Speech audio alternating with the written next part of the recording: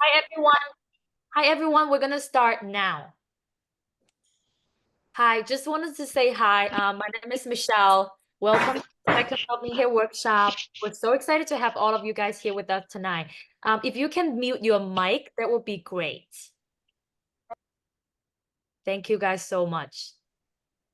We're so excited to have all of you guys here with us tonight. I am actually seeing a lot of familiar faces from our first workshop last month in June. Welcome back. Before we dive into our workshop, we're gonna take a moment to introduce our brand, Luvme Hair. Nyasia, if you can go to the next slide, that would be great. I'm sorry. It's okay. At Luvme Hair, we're all about innovation, creativity, and quality, especially when it comes to high quality human hair wigs and products.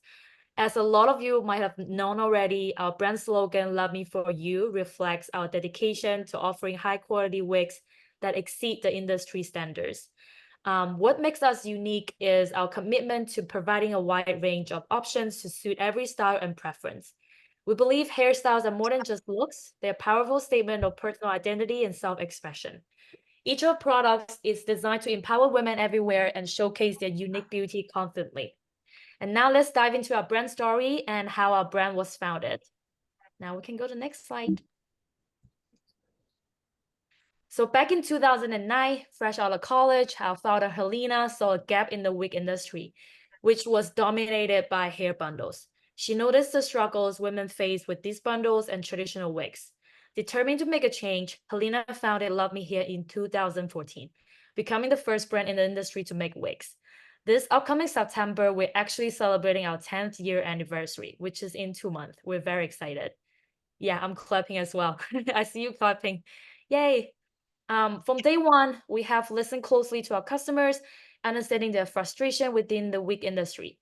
We have created a lot of game-changing products and collections, making it easier than ever for women to wear wigs with confidence and style. Now, go to the next slide. We are so excited to have all of you guys here tonight. Our goal for this workshop is to empower young hairstylists with professional training, essential resources, and opportunity.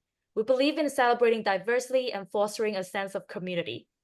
You know, we have been called the wig expert, and now we're proud to be the innovators in the industry. This workshop is all about creating connections, inspiring creativity, and making a meaningful difference in our community. We cannot wait to see the amazing things you achieve through this experience. And now I would like to introduce our first speaker, our co-founder, Michael. Let's give him a warm welcome. I'll pass the mic to Michael. Hi, everyone. My name is Michael, and I'm the co-founder of Luvme Hair. Welcome to the second Luvme Hair workshop. And I'm so excited to see everyone here tonight. It's wonderful to see some familiar faces from our workshop last month. Welcome back. When we started this journey, we had a simple vision to empower everyone to feel confident and beautiful by offering high quality hair products. Luvme Hair was born out of a passion for hair and a love for beauty. Our focus has always been on quality, innovation, customer service, and community building. And we know that a good wig also needs some simple installation skills to be more perfect, which is why we are hosting this workshop for you. This workshop is reflection of our brand slogan, Love Me For You, and our commitment to connecting with you, our Love Me Here family. We are here to share knowledge, tips, and tricks on how to make the most of our products and to hear your opinions. We have some great topics tonight, and we are so excited to have you here. Before we start the workshop, I want to express my gratitude to each and every one of you for being here. Your passion and support mean the world to us. So let's get started. Thank you. Michael. Thank you, Michael. Now let's go to the next slide. Before we dive in, let's quickly go over a few participation requirements and prize rules. First, stay engaged. Attend the whole session, participate in discussion, Q&A, and activities. If you can, please keep your cameras on. We would love to see your beautiful face and your beautiful smiles. And for prizes, everyone who attend the full session tonight will receive a Luvme Hair gift package. Top performers can win a free wig. Please look out for our email to complete the post-workshop survey to confirm your prize. Remember, you have to complete the survey in order to get the prize. Winner will also be notified via email as well. Now let's go to the next slide. For those of you who are not familiar with Zoom, here's a quick guide on how to use Zoom. So if you're currently on your phone for this workshop, please read the left section. And if you're currently using your desktop, head to the right section. If you're on the phone, you can double tap the screen to maximize the speaker's video. And if you're on the computer, you can double click speaker's video window to zoom in. So this is just a quick guide onto how to zoom into Nyasia's window. And now, without further ado, I will hand the mic over to tonight's demonstrator, Nyasia, who will be showing some exciting topics for this workshop. Feel free to post your questions in the chat and please mute your microphone so Nyasia can focus on her demonstration. And when she gets question, you know, if she asks question, you guys can unmute to ask question as well. Yeah, she will ask question, get question along the way. So if you have any question, be sure to use this chance to ask. And let's all give Nyasia a warm welcome.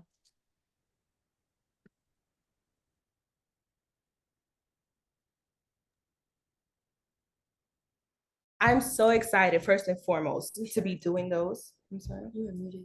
Oh, I'm so sorry, guys. I had to take it off of mute. My name is Nyasia, as you guys already know. And for starters, I want to say that I'm so honored to be doing this for Luvme, for you guys, for all of us as a community. I would say that this is going to be the highlight of the night. I've been in New York for the past 5 years, doing hair, dominated the industry. And I don't want to say I've been a hairstylist for 5 years. I want to say I've been a hairstylist for as long as I can remember doing my own hair growing up. I'm pretty sure a lot of you can relate. We had to do our own hair. We had to make sure we looked good, and we had to, you know, do what it had to do. So with that being said, we all have tips and tricks to relay, but I'm here to relay some tips on wigs. So without further ado, let's go to the next slide.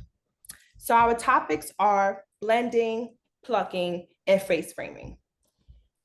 Do you guys have any questions about the topics before we dive in?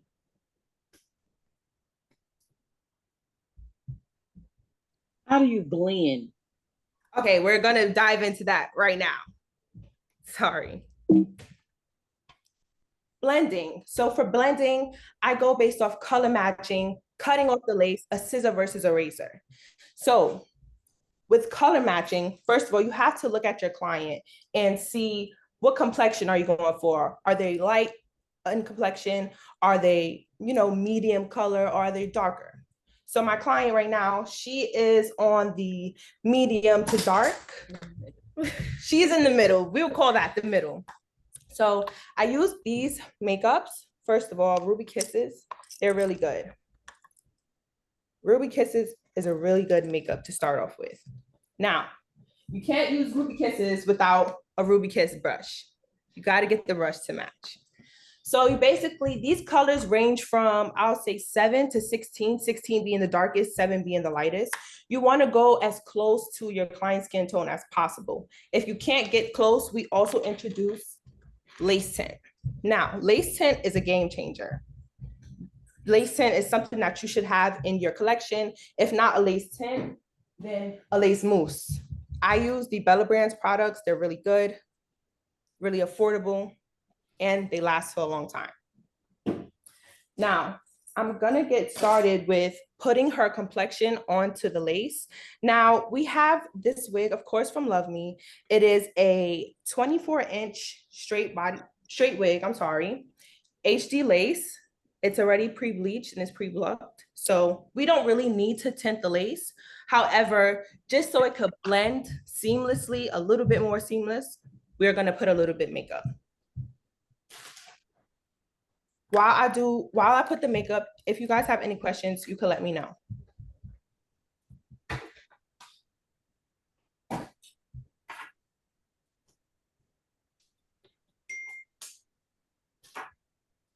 I have a question, but it's not about the spray. Okay. So I love my glueless wigs, but sometimes I like to wear my glue wigs. Right. And when I try to do it myself, the top be real sticky. Like when I put my wig band on, you know what I'm saying?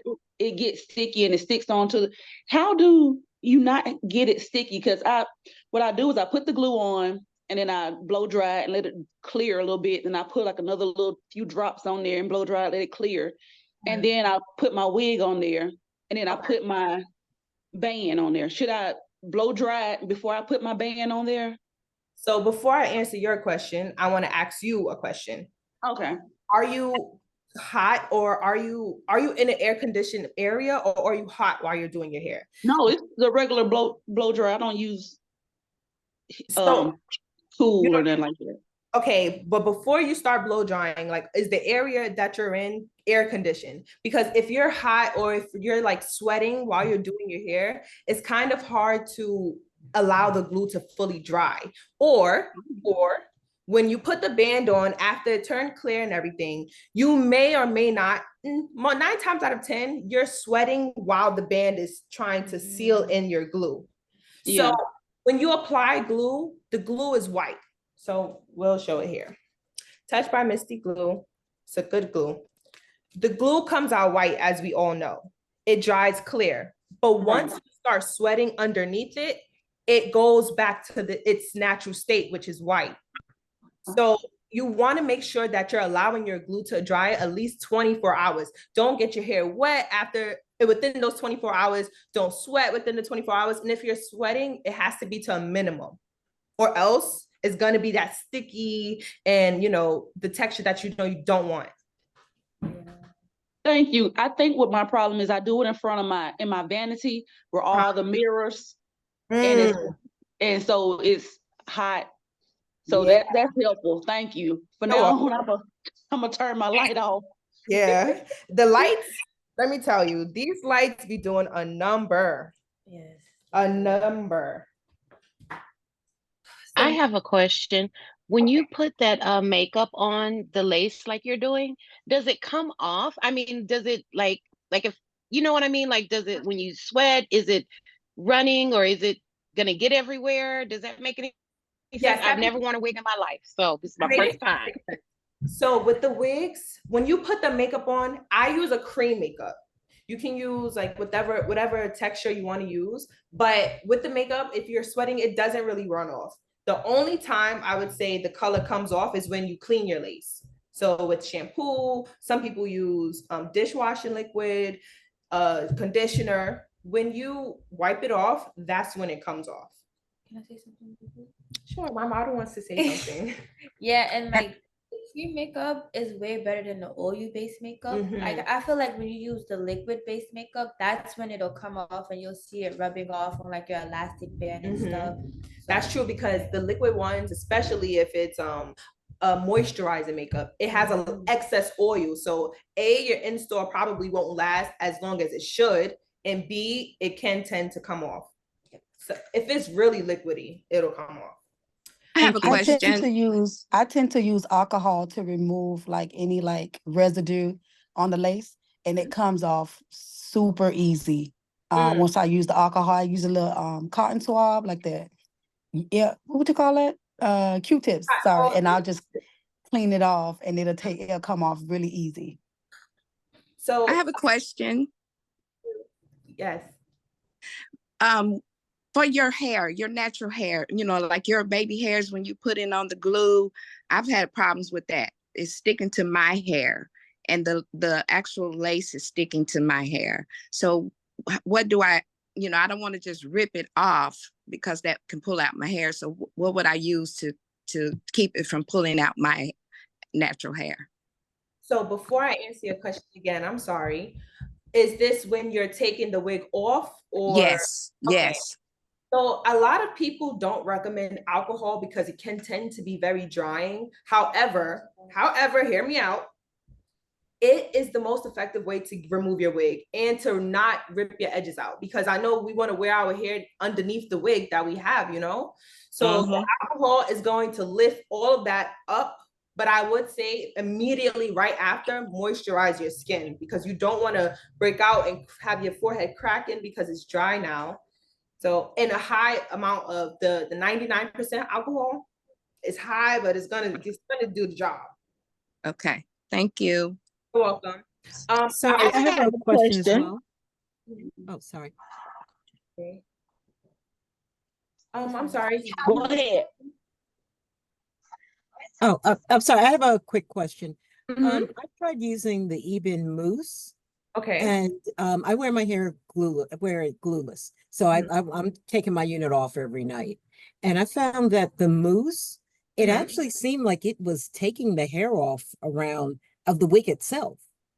Even though I was using, well, actually I was using between water and a little bit of like I guess almost like a makeup remover to take it off before I lifted it. But it seemed like after a while, it was actually taking my the hair at the edges and moving it back away from the front. I actually had to recut my lace. Okay, so with that, the one thing I can say, lace is not meant to last. Like, it's not a track. So the hair, the more you comb your hair, it's gonna come out and it's gonna shed. Now, all wigs shed, whether it's minimal or a lot of shedding. But the more you comb your frontal or your closure, the more you put heat to it, the more you wear and tear, it'll shed, it'll tend to shed, and it'll bald. However, it doesn't make the wig a bad wig, or doesn't mean that the product you're using is not good for the hair. It just means that, you know, your closure it's almost time to replace it, or just cut the lace like you do. Okay, I thought maybe it was the mousse that was doing it, because I didn't have a problem with the lace melt. The mousse, I like 𝐏𝐴𝐴's mousse. I like the consistency of it. And it's good for glueless wigs as well, because you can put it on, it acts as a sealant. So it's not really as sturdy as a spray or glue, but it is still intact and on your head. Okay. All right, thank you. You're welcome. Okay. I have a question. Okay. Okay. I have alopecia. Therefore, I have hair at the very back. Okay. I can't wear, like if I try to put the wig cap on, it slides off. But I am a heavy sweater, and I have tried, and I take my unit off. I have tried putting the wig glue or the bonding on my hair and letting it turn white. But it's like at the end of the day, it just slides out because I be done sweated. So yeah. So how can I secure it? I feel like with that, you have to make sure that you are not sweating. I'm a heavy sweater myself, and I do my own hair. Unfortunately, as I'm doing my hair, I always tend to sweat. So my hairline is white by the time I'm done. But I do notice that when I'm conditioned and when I take it easy for the day, the first 24 hours, I'm okay. Like my lace, I can sweat the next day. I could go to the gym the next day. And I'm, like I said, I'm a heavy sweater. My wig would still be intact. So the only, as within my 5 years experience, is to be cooled and chilled. As far as that's all I got right now. That's all I can think of, because I'm a heavy sweater. I go through that as well. You see, I have a question. I don't know if anybody can hear me. Can you guys hear me? Yes, I'm sorry. What's your name? Also, my name is 𝐏𝐚𝐲. Hi, 𝐏𝐚𝐲.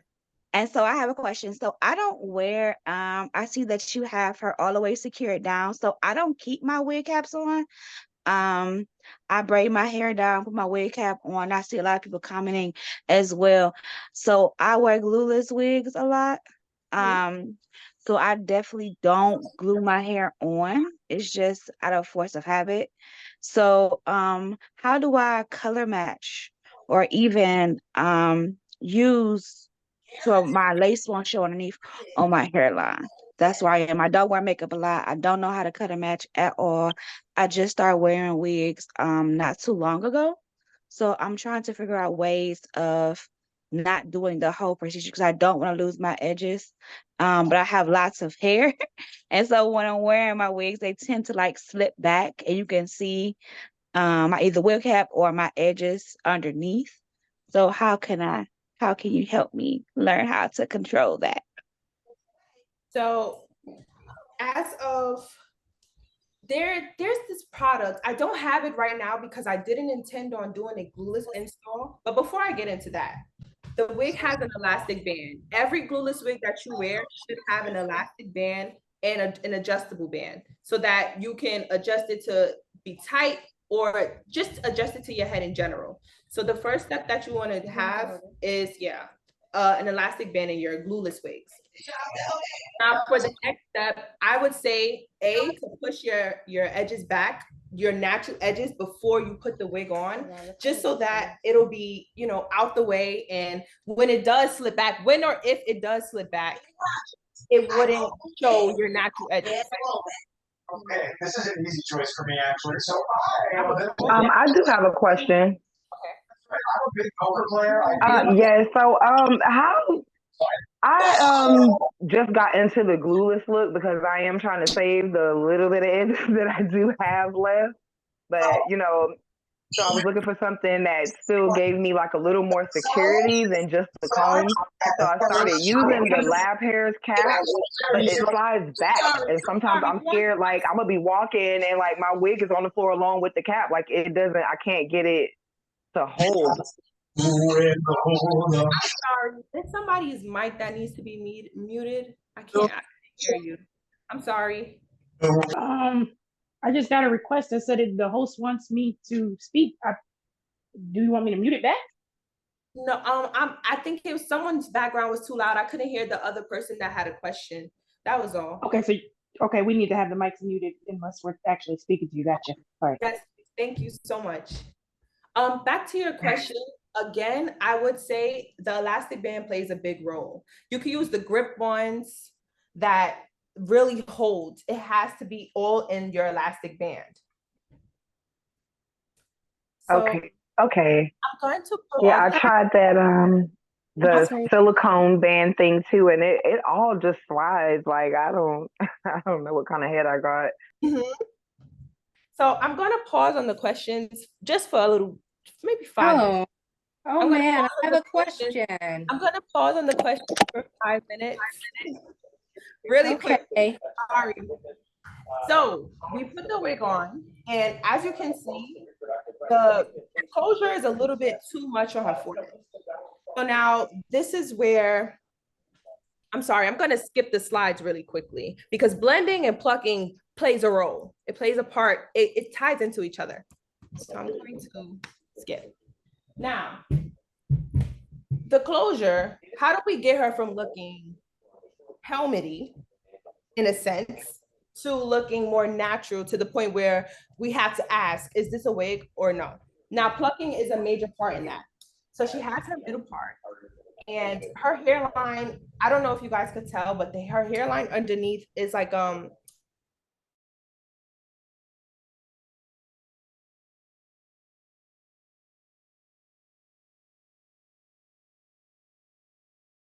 You're muted. I can't hear you anymore. You're breaking muted. Up. We can't hear you. Can you hear me now? Yes, I can hear you. Sorry. So I don't know if you heard about. You sound like a robot. What about now? Yes, I can still hear you. Okay. So I'm going to part her. I'm sorry. Ladies, can you please mute your? Yes. Hi, can Thank everyone you. please Because mute their someone mic? has their TV on and it's like we can't hear the host. Awesome. Can you guys hear me now? Yes. Okay. Yes. Yes. Yes. So my client has an upside down U-shaped hairline. So in order to get her from looking as straight as this is, it's nicely plucked. However, her hairline just doesn't fit this. And we want to make it look like it's her hair because it is her hair. So I'm going to start by using the end of my rat tail comb to part upside down U out of her closure. It should look something like that. And I'm also going to do it to the next side. I'm sorry.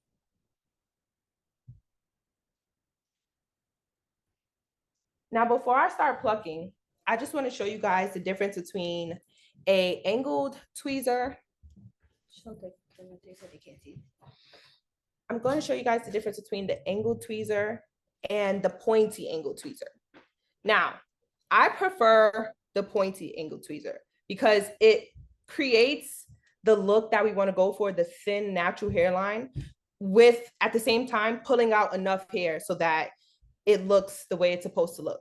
Now, this slanted one, the slanted tweezer is better for precision. So if you want to take your time, it doesn't pull as much hair as the pointy and angled ones. I part off what we're going to cut off. All of this hair is going to be cut off. So I'll start off by plucking this hair out. As I pluck this out, if you guys have any questions, please feel free to let me know and unmute your mics. I think those two have questions. I'm sorry, I see a hand wave. Jacqueline? You answered my question already. Thank you. Why are you plucking the hair out right there? Is that gonna be like baby hair or is it just I don't know. I'm lost. Okay, so as I stated before, this hair, when we put this hair back, you see the hair is too far down on her forehead. So we want to make the wig appear more natural. If I was to leave this, you could automatically tell she's wearing a wig. Right. We want to make it look more natural. So I'll peel it back so you guys can see her hairline underneath. She has an upside down U hairline. So when we put the closure back on, we part the closure hairline in an upside down U shape, just like her natural hairline, so we can have it blending to make it look like hers. Okay, I got it. It was a lot of noise earlier. I got it. I'm sorry about that. But if you're new, this is Jacqueline again. If you're new to wearing a wig, how would you know how far to pluck? How would you know how much to blend? I mean, to me, it's you know, I guess that's why I buy the glueless wigs, because that's just so simple. But you know, that's why I'm on this workshop to learn. But if you're just purchasing your first wig and you had to do all of that, I've heard people say, you know, I pluck too much. How would you know what to exactly do? So when I look at a person, or you can look at yourself with your natural hairline, how would you want your wig to look like your natural hairline?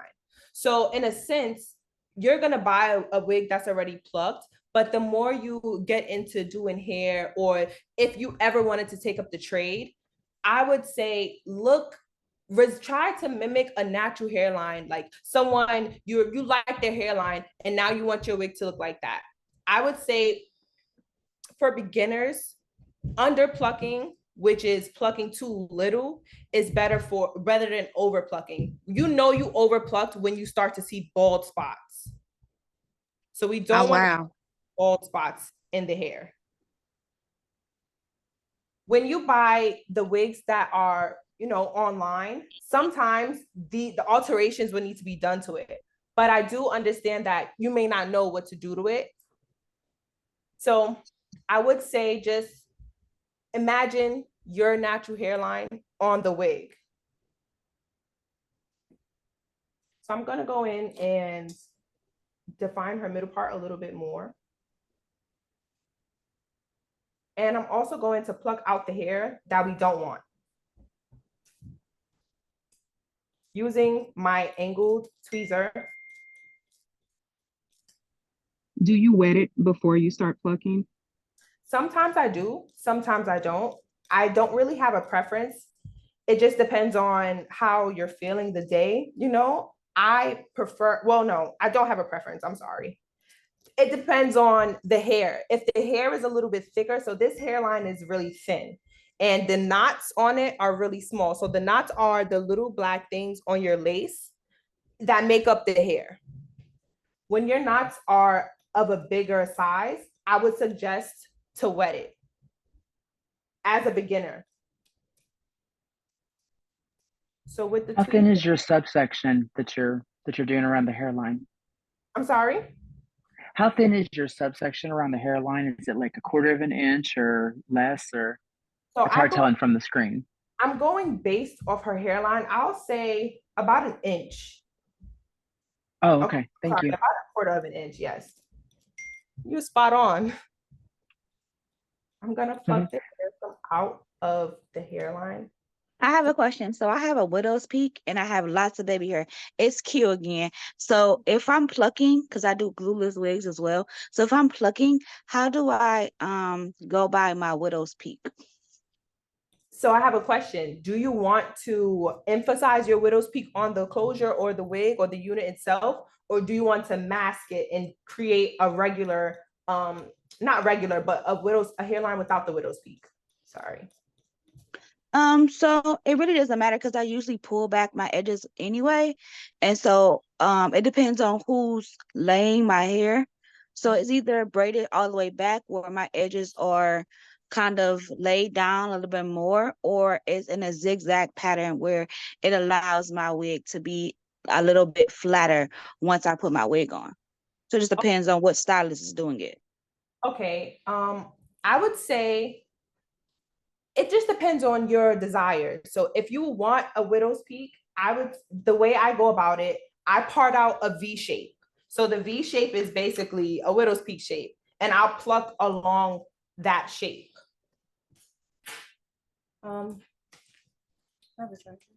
But most of the wigs that Love Me has a lot of wigs that are pre-plucked. If it says pre-pluck, do you still need to pluck it? And this is Regina. I have my hand up. Hi, Regina. Sometimes, so for me, I still go in and pluck the pre-plucked wigs only because it depends on the client's desire. So if a client wants more of a as we say now, of a scalpy look, then we pluck more out. If the clients want their hairline to appear a little bit fuller, we would keep most of the hair. We wouldn't pluck it out enough. I mean, as much hair. I'm gonna go in and clean her skin with the alcohol again. Okay. And you mentioned the knots.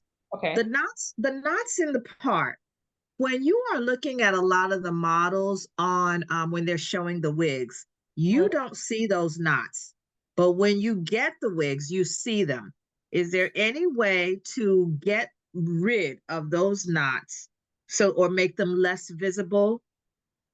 Yes, through the process of bleaching of the knots.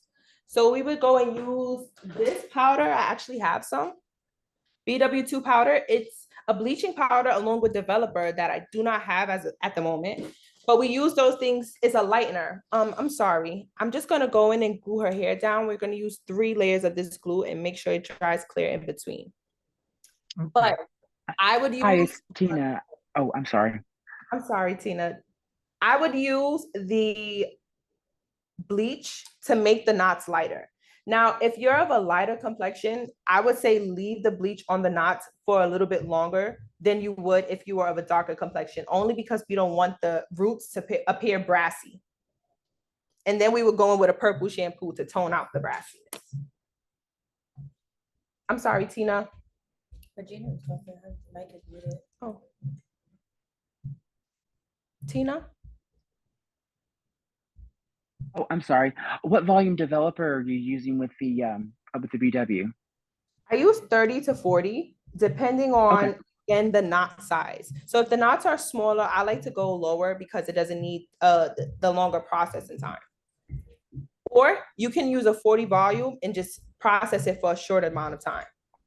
What's your average processing time with it? So if the knots are small, I'll say 10 to 15 or 10 to 20. Okay. If the knots are bigger, I'll say 20 to 30, depending on how big the knots are. Some wigs come with the knots really, really big, but Love Me has super thin and small knots. So we allow this layer of glue to dry clear. I normally fan it with my hand. I'm sorry, excuse me, Nyasia, what brand glue is that you're using? This is the Touch by Misty glue. I'm sorry. Can you see it? Thank you. You're welcome. Yes.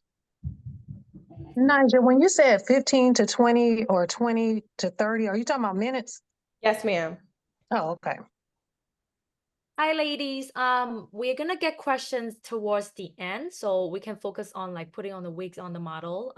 Yeah, so we're gonna get question and have a Q&A session at the end. Please, everyone, please mute your mic. Thank you. So I'm putting on my second layer of glue now. And because my client has a unique hairline, I'm going to pluck the wig as after I glue it down. And I only do this to avoid over plucking. We under pluck that first because we don't want her to have bald spots. So I'm gonna let this glue dry, this layer dry clear.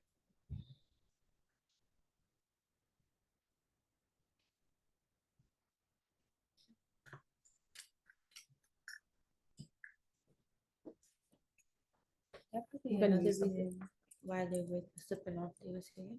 When Why? they get the white cast, they probably didn't wipe it off with alcohol or something before putting on the glue. That's true. Before you apply any adhesive, any spray, any mousse, you have to clear your skin of all impurities and all the dirt that you may have accumulated throughout the day. You want to make sure that it's all gone. If not, it won't last. And that could be a reason that it's turning white.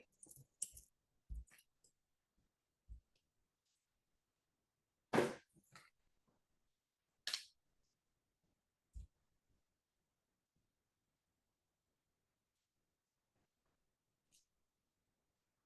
gonna have her turn her head a bit. Why are you putting the layers of glue so thin? Thin, or is it enough for you?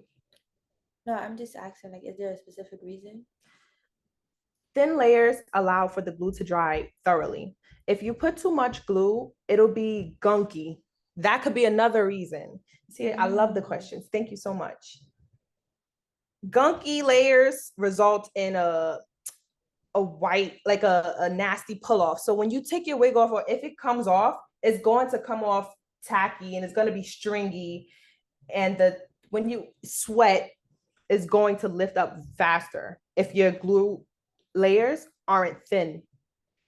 That makes sense, because last time I was on, I put too much glue and it was only on for like 2 days. Yeah. It barely lasted. Did you rush and do your hair? Yeah. I was just putting what I thought was enough glue. But it ended up being too much. I guess, yeah. And it didn't last as long as it should have. No, not at all. So when you put your wig on the next time, you did thin layers. Okay.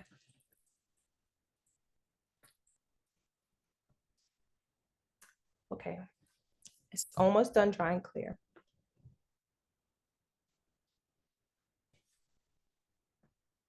I like to start off gluing the wig down from the middle, just because she's doing a middle part first and foremost. So we want to make sure her part is centered.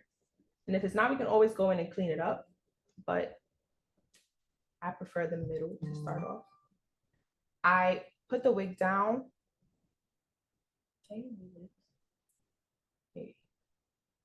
On each side. And plucking the hair from out before we glue the wig down help me find out where to put her wig.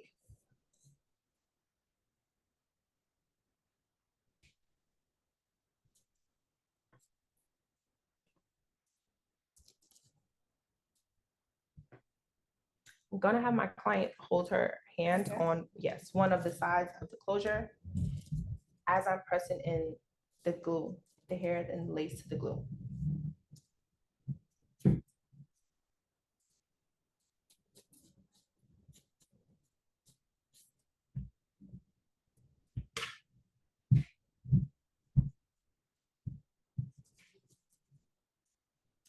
This is the most important step when you're putting the wig down, because you want to make sure your lace and your glue is melted within each other. You want to make sure it's, in a sense, marrying so that she can have a seamless blend. Using the back of your comb, you want to press the lace into the glue. Now, if you had a glueless install, once again, you want to make sure that elastic band is secure and it's tight enough to fit your head without hurting you. Hold that down for me. Let go. So if I was doing this by myself, how would I do it? Per se. If you were doing a fresh wig or if you were putting on this wig? If I was putting on this wig by myself, like how would I be able to hold it down and make sure I can do all of this by myself? You can let go. I just say make sure the middle is sturdy. So you want to make sure the middle is down so that when you let it go, your sides are not moving, nothing is moving, everything is intact. Okay. So we press it down, make sure it's firm. And now we're going to go in and redefine her middle part.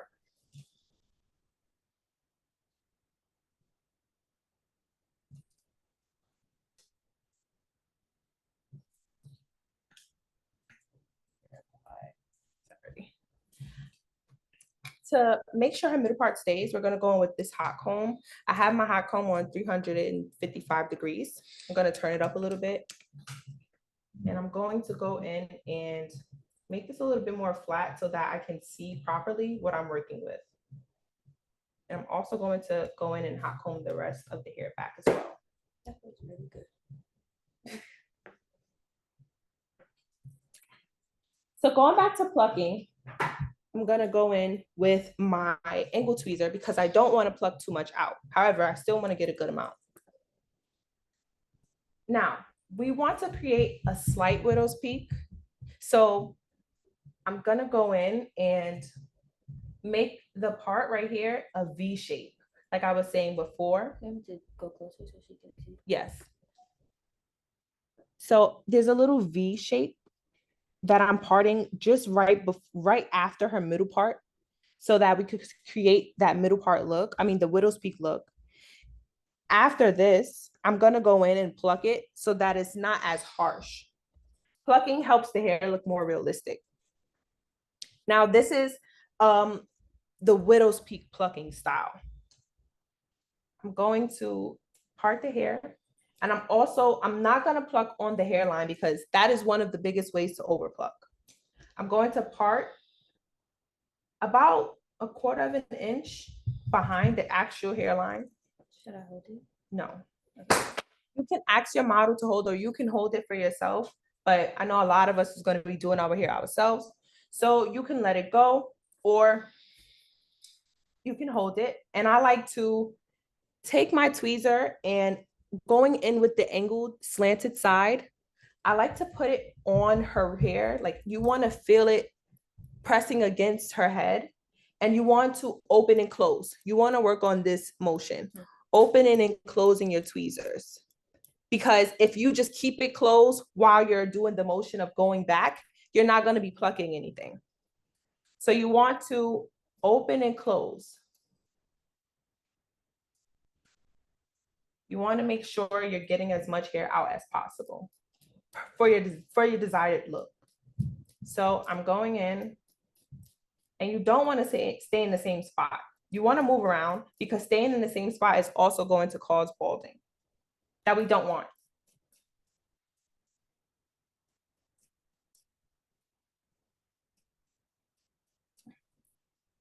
I know you guys aren't too familiar with plucking.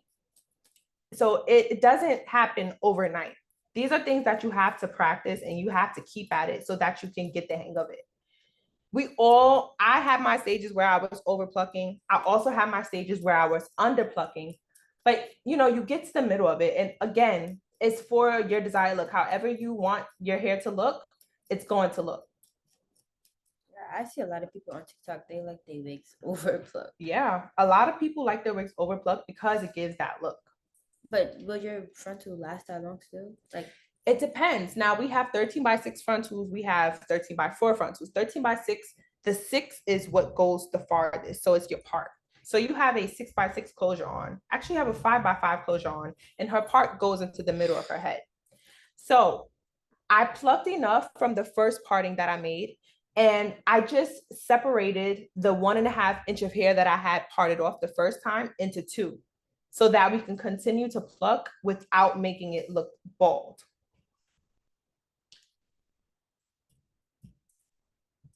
So I'm just holding the hair down as I'm plucking. Did you cut the lace? I'm sorry? I didn't cut the lace as of yet. So I keep the lace there just so that we have something extra to hold on to. No, I was only asking because I'm looking. It don't. The lace is thin. Yeah, this it doesn't look really like thin. Nothing. So when we part all of the hair back now, there's the natural hairline that we have there. But it's still a little too dark. So I have to now pluck a little bit more.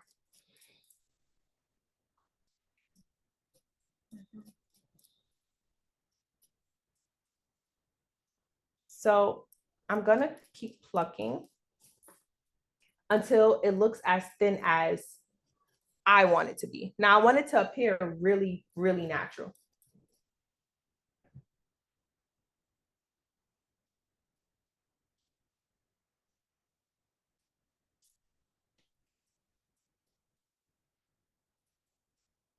So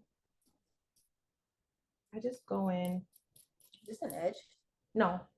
This hair, the hair that we parted off from the V shape, we're going to end up taking that off just like we did when we did the uppercase, the U shape.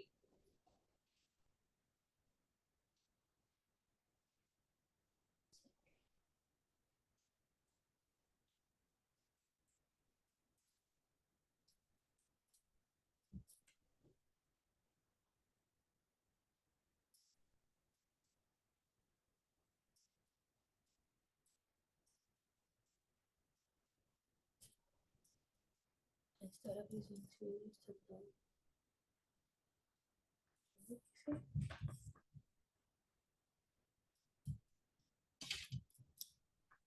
So I have my desired look. So this is where I stop. I'm gonna go now in with my hot comb. I gotta catch it from both of you. Okay. I'm gonna go in with the hot comb and I'm going to comb the hair back again, just to see what we're working with.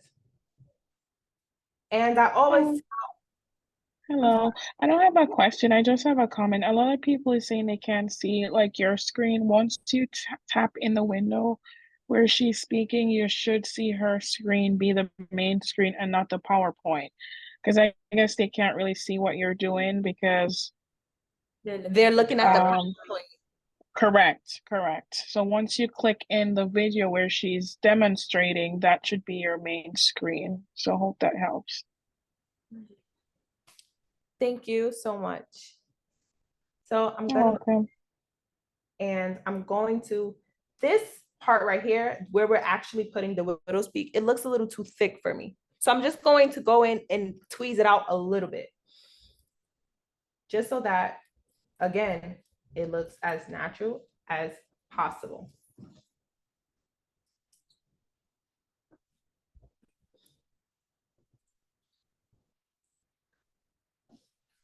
I'm sorry. I'm going to do the same thing that I did to this side on the other side.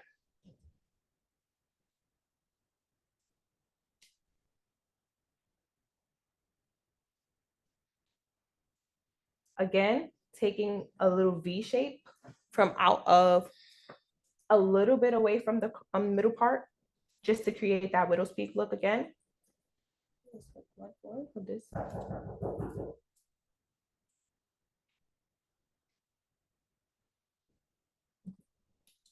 I'm going to again part back. And I'm going to pluck again, not staying in the same place.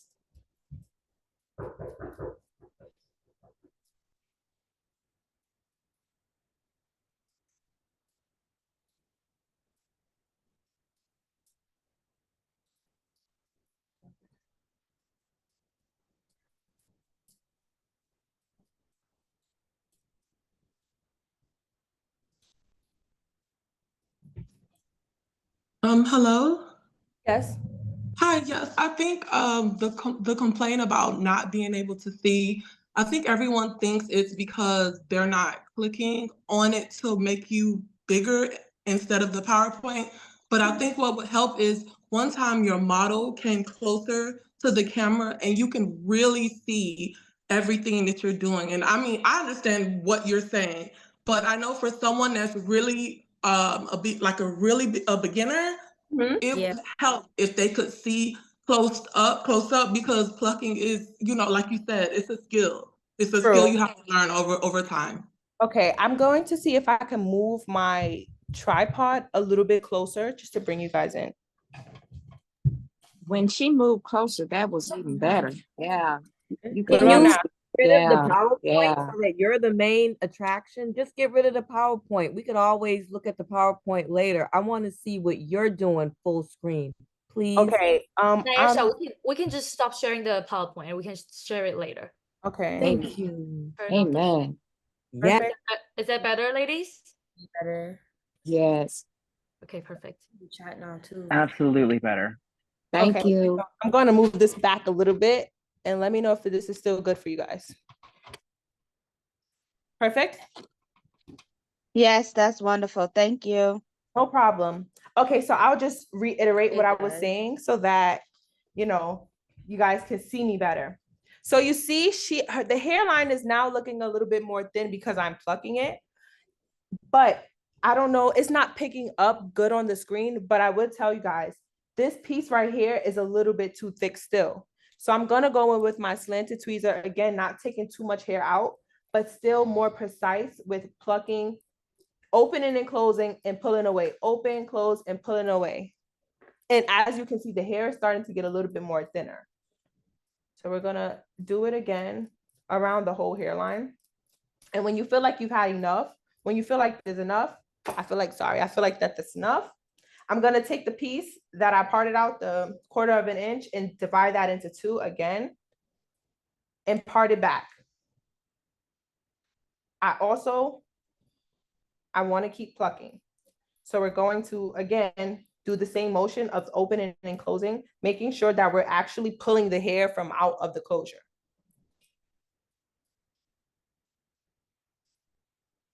Without balding. Now, as a beginner, I would say pluck as little as possible because once that hair comes out, it's over. This takes a lot of practice of knowing when to stop. But I can tell y'all, y'all gonna have that wig, your test dummy. I call it a test dummy. You always need a test dummy to make sure you know what you're doing, to compare and contrast. This is what I used to do. This is what I'm doing now. So I'm gonna go in and right before our little V shape that we plucked out, or we parted out, sorry, I'm gonna go in and thin out the middle of the widow's peak, just so that it won't be as harsh. I like to call it Wolverine. You know how Wolverine has the big, I was thinking that in my head. widow's peak? We don't want that. We want it to look like she grew it. So again, gonna be going in and plucking the hair out. Now with plucking, I tend to have a lot of flyaways, and flyaways aren't cute. So I'm gonna go in with my wax stick. I don't seem to have. Sorry. I'll just go in with some hairspray. I have one. I'll use this that hairspray. It's okay. I use this hairspray. Now, sometimes wax sticks can be a little bit oily, so you do want to be light-handed when it comes to the wax stick. But I'm gonna go in with this spray. I'm gonna spray at a distance just so that we won't drench the comb in the product. So I spray at a distance, both sides.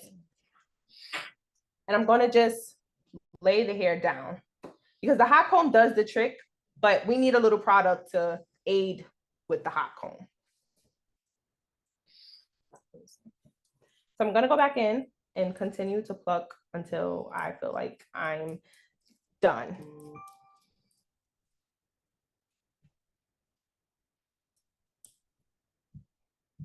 Don't be afraid to ask your clients to tilt their heads up. Yes, thank you. Thank you so much.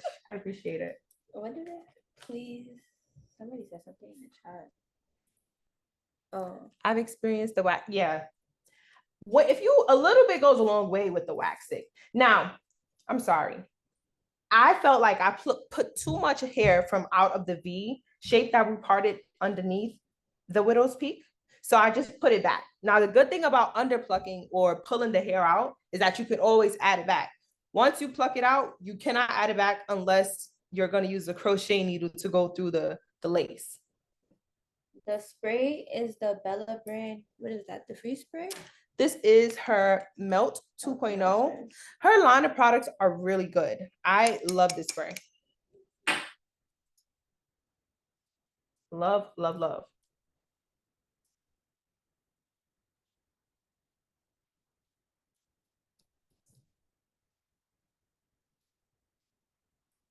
So how do you know when it's too much plucking? Like, when do you feel the need to stop? When I feel like I got my desired look. If I feel like it's too bald, like again, we can go back in and put the hair back. That's why we part that out, just to see what we're doing. It's the Bella brand, guys. She has an Instagram page for her products. Her Instagram name is The Bella Brand. It's her Melt 2.0 spray. So my client is doing baby hair. That's why I didn't pluck out a lot of hair. If she was going for the no baby hair look, I would have went in and did a lot of plucking. I would have went in with the angled sharp, the pointy one, because we want a lot of that hair to come out just so it can look more natural and appear more seamless. So we're gonna go in with the hot comb her hair back. And now I'm gonna start cutting the lace. So what's the difference between the scissors and the razor? Well, I'm gonna show you. I prefer the razor only because it gives more of that jagged look.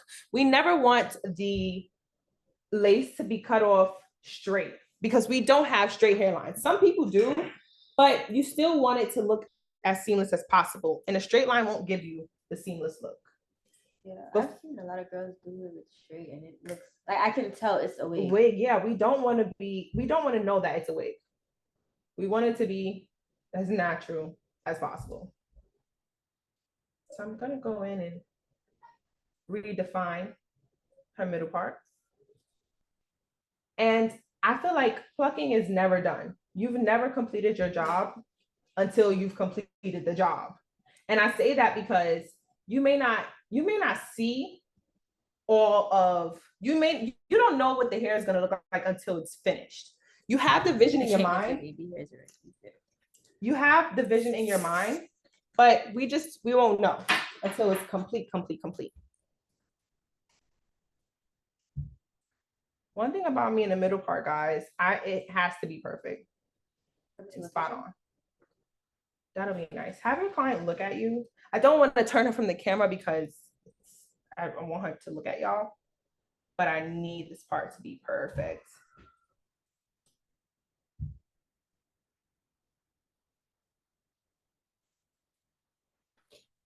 I'm gonna go in again with the spray just to make sure that everything is out of the way. Now, did you pre-bleach those knots before you put that on her head? So the knots came pre-bleached from Luvme. So that's a good thing. I would suggest for beginners, getting your knots, getting your wigs pre-bleached, just so that you won't have to worry about that step. Pre-bleached and pre-plucked. If your hairline, I'm sorry, excuse me. If your hairline is, I think it looks more natural. like my client's hairline, you would have to take the extra steps of making the U shape. Now, if your client, or if you have a, you know, a more, how could I say, common hairline, then you won't have to go through the cutting of the lace in a funny way, the U shapes. So I take my scissor and I always make cuts. I make a cut down the middle. I make a cut, sorry, lean in. I make a cut down the middle.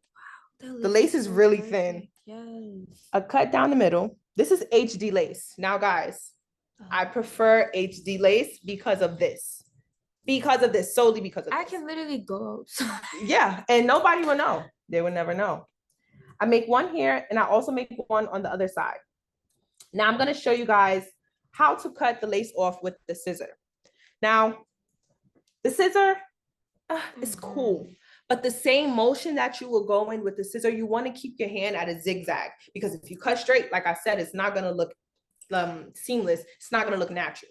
The same motion, the zigzag motion you go in with the scissors, is the motion that the razor gives you naturally. But instead, you don't really have to do too much of this. If it's a sharp and a fresh razor, as soon as you put it to the lace, it should cut right off in the already jagged motions. I've heard about people. Pink and shears. Those are the shears that's like already zigzag. Or those work too. Or they make scissors that are already in the zigzag. Like if you go to Michael's arts and crafts scissors, they have it already cut in the zigzag motion. So I'm gonna have her tilt her head to the side a little bit and lean in for me a little bit. So I start from the end. I go up and I go down. Up and down. Sorry, you can sit back now. Yeah. I go up and down. We want to pull this hair out because we don't need it anymore. Wait, you didn't cut lace off right there? No, the lace is just that thin. This is really good. Lace it? The lace is cut now. You won't know which one. It's too thin because I can't really even see the difference. Yeah, like. And I'm going to show you guys me cutting the rest of that off with the razor. The razor is just quicker. The scissors, as you saw, it takes a lot of time to get through. So we just take the razor and I've seen a lot of people in the chat. They said that they prefer the black knots. They said it looks more natural to them. You guys prefer black knots? I've heard that, and yeah, I've heard that, but I can contest to that. I prefer darker knots for my darker skinned clients only because, so her knots are bleached, and I would say they are a little bit over bleached, but we are gonna go in and correct that with my little trick. See, I told you I got some tricks for y'all. I go in with mascara, but the darker knots, if she was to have like dark knots, dark black knots, it would be visible, clear as day, that this is a wig. There's no, you couldn't tell nobody that this was her real hair. Yeah. Because they would literally look at you and laugh. I've seen people though, like dark-skinned women, they complain about their knots being bleached because they claim that it looks like orange. They're like, ew, why is my hairline orange? And it's usually orange because the kind of bleach powder, there's a few reasons. And I won't say it's because the hair is bad, but the process, the developer in which you guys are using. But before I get into that, I want to show you guys the lace and exactly what I'm talking about. I'll show y'all too. That is thin. Do you guys see that little black thing right there? They're not as black because they've been bleached. You froze a little bit. You're froze. Okay, so you're unfroze now. You can see me now? Yes, you were froze for a minute when you were showing us whatever you said. So y'all see these black knots? They're coming out because I'm pulling it, but they're not as black as they would naturally be. But these are the knots in which the hair comes with, right? We bleach them to make them 613, if you will. That's the desired look. Now that her lace is cut, sometimes we'll have a little bit of the glue, lace that didn't catch any glue. So I like to go in and tug at it a little bit to see which parts didn't get glue. And I'll go in and just put about the same amount of layers that you put down with the initial install. So if you put 3 layers underneath the wig, we're gonna put 3 layers as we're re-gluing the parts that didn't get any glue. So I go with my rat tail again. I take the glue on my hand and I go in and I glue it underneath the wig. Now, sometimes when you glue your wig, you get a little bit of a brow lift. And we like that look. But glueless, you could still get the brow lift. But as I said, and I will always stress this to you guys, get an elastic band that is tight and secure. Yeah, on the live, somebody was saying get the elastic band with the grip. Yeah, the grip is good. It doesn't, you know, the harder bands break off the back of your hair as well. So you want to get something that if you're going to be wearing your wigs every day, glueless especially, yes, you're taking them off at night, but you're still wearing them throughout the day and it's still rubbing on the back of your head. So the grip ones are good for, again, holding and it being soft. She said, I love the brow lift. It takes off 5 years. It does. Shoot. Shoot. Put you right up there. Oh, I'm so sorry. Homemade Botox, like literally. And again, we let these layers dry clear as well. So while this is drying, her middle part wasn't glued down. We're gonna go down. We're gonna go in, sorry, and glue that. And I'm happy with the plucking, but like I said, we're gonna go back in and pluck more. Gonna make sure all of these tabs are glued down properly. Well, for the people complaining about their wigs sliding off, the grip elastic that they were talking about, it might be better for you guys too. And I can suggest getting a glue or a mousse, I'm sorry, that has a tacky texture. Yes, our wigs are glueless, but you still want something there before it slides off. Like you're still going to be able to take your wig off at night, but having a tacky mousse is going to ensure that your wig is going to last throughout the day. You won't have to worry about sliding. You won't have to worry about a lot of things. I use this mousse for, I know it says curling, it's for curls, but the texture and the consistency of it is really tacky. So when you put it on your lace and you put the band on, you glueless, you're gonna be glueless, but you're gonna have security.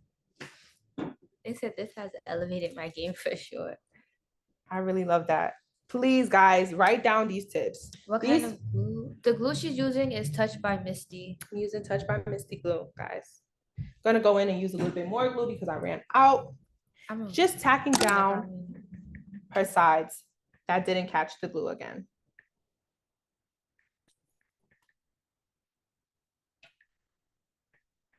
We don't want to pull too hard on it. Just hard enough to lift the parts that weren't glued down.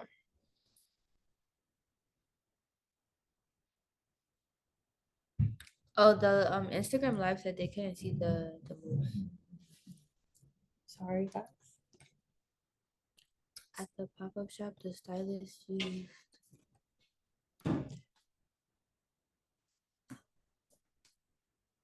oil sheen from my kids and stuff.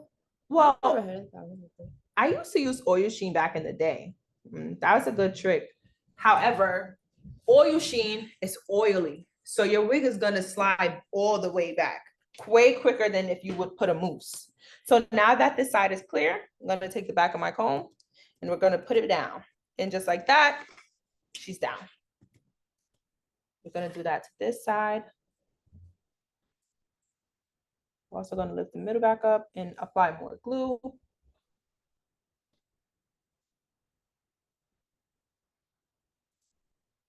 It's Touched by Misty. Misty spelled as in MYSTY.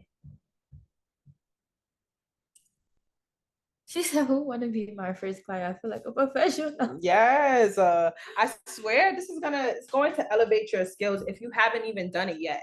I feel like if I had the chance for someone, if I didn't do hair and I wanted to know the basics to doing my hair to make it look good and to be secure in my install, I would take down these notes. This is basically one of the handbooks, a little pamphlet.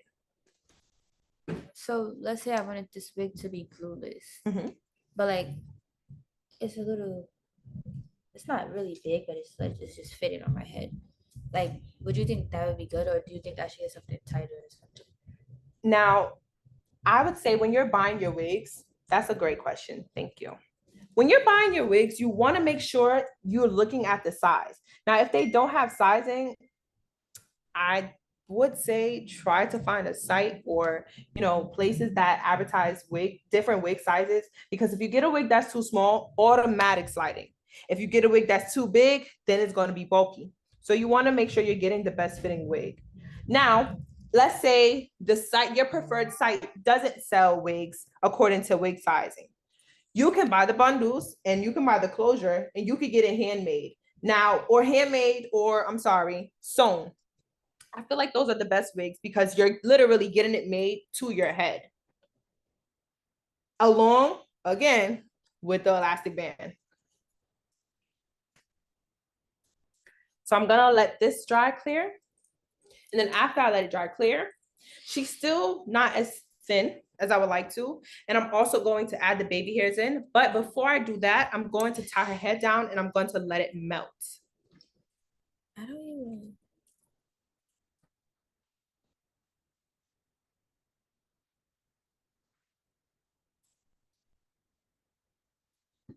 What if some of them in the comments are saying, "We always have to customize my wig." Yeah, like how would I just, let's say I don't know how to sew a wig down together or whatever. Like how would I customize the wig to make it smaller? Like if I buy a big wig, but I still want to wear that wig, because you know some people are really stubborn. Yeah. Sometimes, so what would you suggest? If I'm installing the wig, there's a few scenarios. If I'm installing the wig, I'll sew the wig down to the client's head. If my client wants a customization, I'll cut the wig. I'll call it a construction. We do construction on wigs that are too small. We do construction on laces that are bald. We do construction on everything as stylists. So this is a 5x5, right? Yeah, it's really big. This is a 5x5.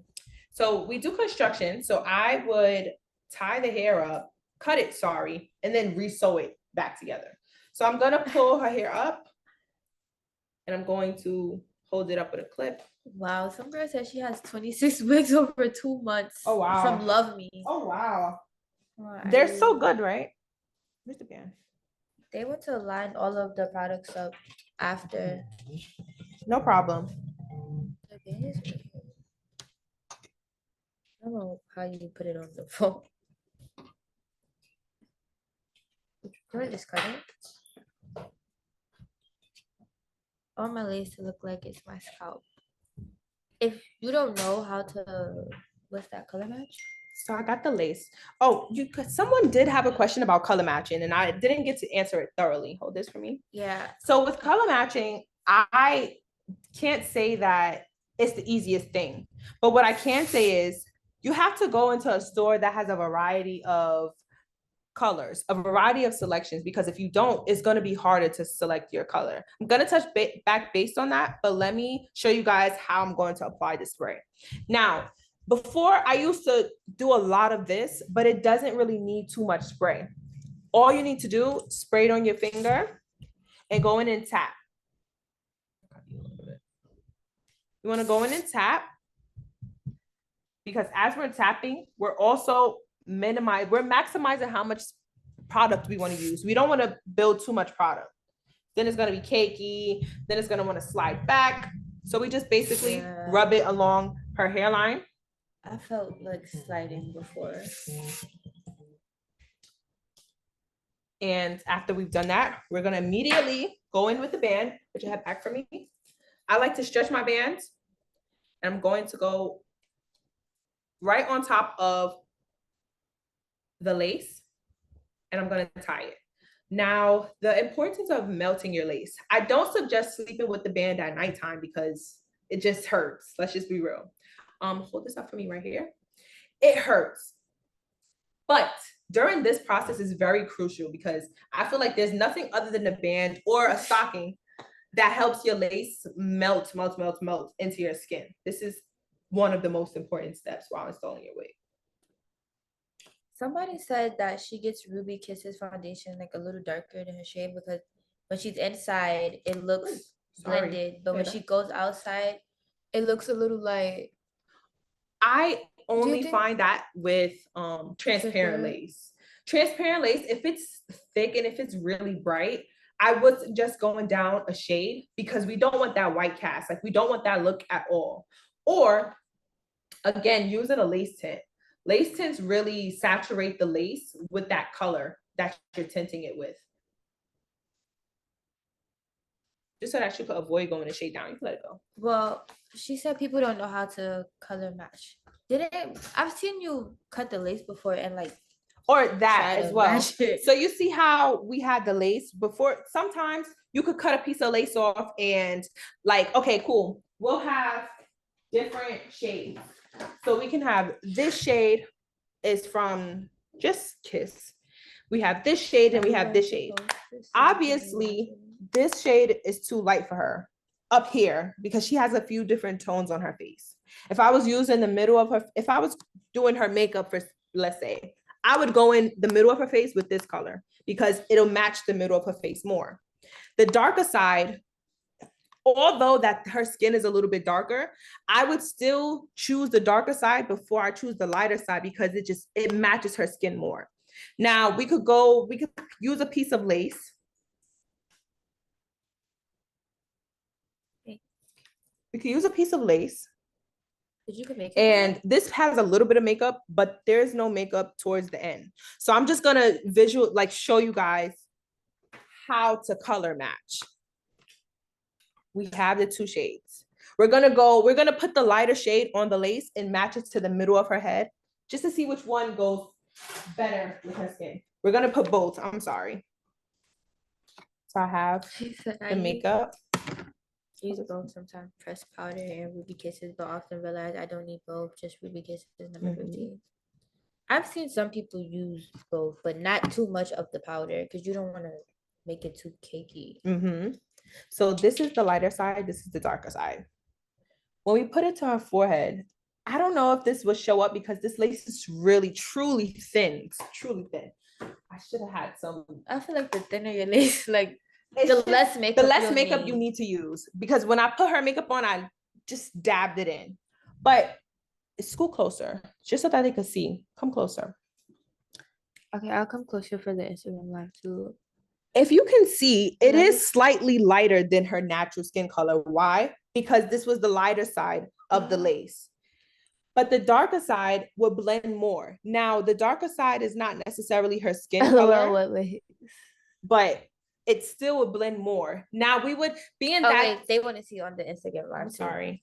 Being that the darker shade is not necessarily her color, however, it still is more closer than the light one, we just go down a shade darker. So this is 12. I don't have 13, but I do know for sure that 13 caters more to the darker, more orangey undertone skin color. But we have number 14. Instagram wants to see. Number 14 gets darker than 12. And it's closer to her skin color. So if 12 doesn't work, try 13. If 13 doesn't work, you have to go darker. So lighter. If 10 doesn't work because 10 is too dark, we will go to 9. So you just basically want to mix and match. Always cut the piece of lace off to test out the color. Instagram wanted to see the lace difference. I'm sorry, Instagram. The lighter side is just too light. That looks light. Yeah. The darker side gets a little bit darker, but it's not her exact color, but it is darker than the lighter. That's Ruby Kisses. What is that, cream foundation? Yeah. We're gonna now get into styling. Now this is straight hair. We wanted to do more of a relaxed look. Did you Now, flat iron this I'll show before? you. The hair came already straight, you know? So nice. We have this wig from Luvme. Now, this is a body wave wig. And as you can see, the hair is really bouncy and it already has layers and everything in it. But when you get body wave and you curl and you layer it, the hair tends to be more full and voluptuous when you layer hair in general. For the straight hair, being that it's straight, it's not gonna be as voluptuous and as bouncy. And if it is, it won't last as long as the body wave. So if you're going for more of a body wave curl, I would suggest getting that wig. It's from Luvme, first of all. Shout out to Luvme. But if you want more of that, you know, bounce, get a body wave wig. I'm gonna show you guys the relaxed look that I'm going for, that we're going for right now.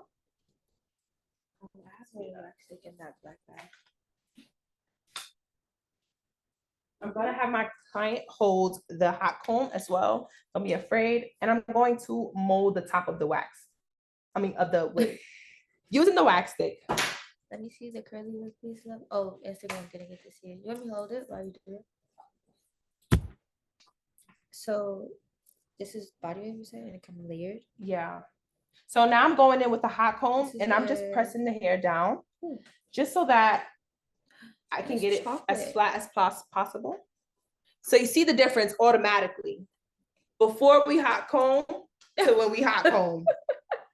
The look of a not hot comb look, it's cool, but it's not the best look.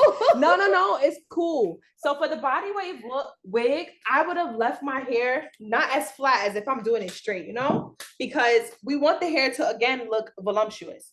So I like to part the hair in between if it's a little bit too, you know, stubborn. And I like to go in, part the hair in between. Again, the wax stick could be a little bit oily. And I just... Instant difference. Yeah. Yes. You see, she gets flat. And I'm not gonna really do it throughout the whole closure because, again, I don't want it to appear too flat. We want it flat, but the curls are gonna give it that volume. What kind of wax you use? Is it that Secret Nutrients? Secret Nutrients, I'll show you guys the wax stick. I would say use any wax stick, to be honest. They all do the same thing. Yeah. It's just of how much you're using is it's a big factor. You don't want to use too much because, again, hair can get oily very fast. And also, especially if it's straight hair, you want to actually stray away from oils when you have straight hair. So when people's hair looks like way down, it's because of all of the oils. All of the excess oils. And then again, our scalp naturally produces oils. So especially if you're wearing a glueless wig and you don't take it off at the end of the night, but you oiled your hair before you put it on, the oils from your hair is going to seep through the wig cap onto the hair and cause it to look way down. So after we've done the hot combing, see the difference? Crazy. You can see the difference from the side to side. Mm-hmm. You see the difference from when you part the hair and you flatten it from when you just flatten at the top. Somebody said something that I wanted to refresh. After you hot comb it down, you get it to your desired flatness. I like to go in and add layers to hair just because it creates, again, that voluptuous look. And I just think it adds a lot to the hairstyle in itself. Without layers, I'll show you guys without layers and with the layers. Like, it just looks flat. Layers gives it body. They said this lace is in my scalp. Can you please tell them this is my hair? This isn't hair. What lace? What lace? Like, this is her hair. We plucked it to look like her hair. So now that we're all flat, again, I don't want to be too flat. I'm going to take my curling iron and I'm going to part a little bit from the front of her face. So we have like probably just the front section of her hair, like a little triangle. Turn your head for me. And this is without the layers.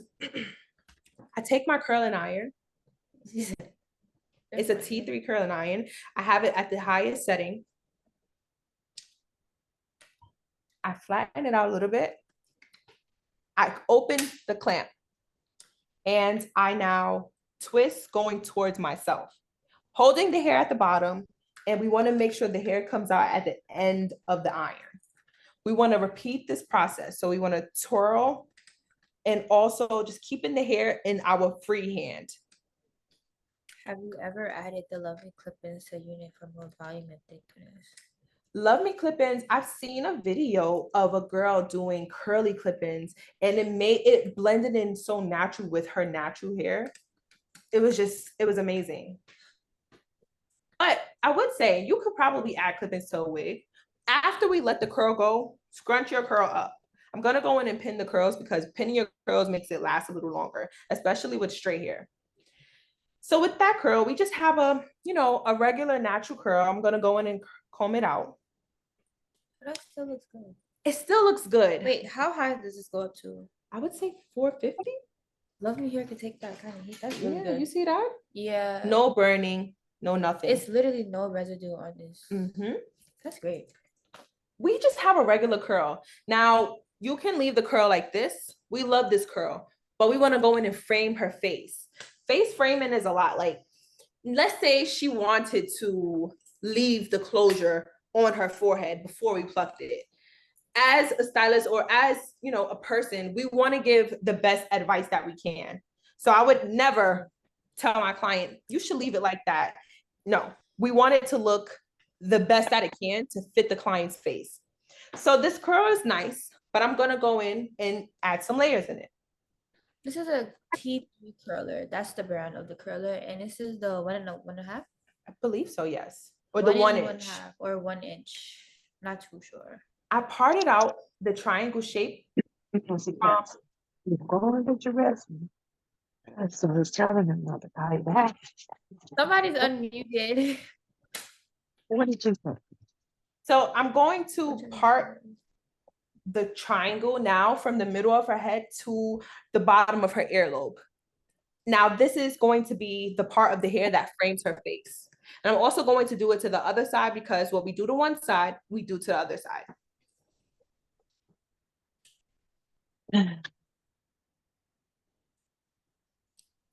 So I eyeball that. Perfect. I'm going to take the hair. Sorry. Now that we have this section of hair, I'm going to go now back in with the little triangle that we had. And I'm going to do it to the other side as well. I'm going to hold the hair in front of her and I'm going to take the hair and I'm going to cut, if you could turn your head, I'm going to cut from the bottom. Now, what that means, that looks like we're going to bring the hair all the way out and we're going to cut from the bottom. Do you want me to come towards you so you can see better? Okay. We're going to cut and we're going to bring the hair down. I'm not going to add too much layers, but as you can see, that's one little layer. Already. You see that. And the first curl that we did was beautiful. But when we add that, come on, we add that layer, it just automatically gives that effect.